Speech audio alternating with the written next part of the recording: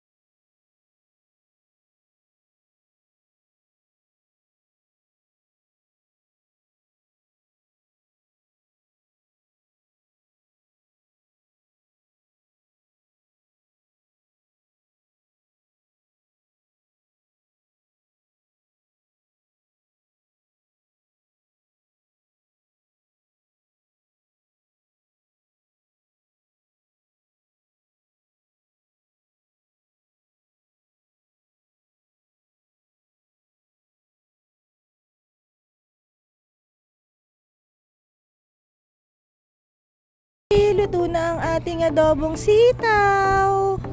O diba, hindi halatang 100 pesos lang yan.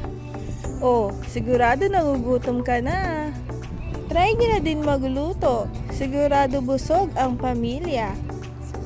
Samahan nyo pa ng mainit na kanin. Tsak, taob ang iyong kaldero niyan.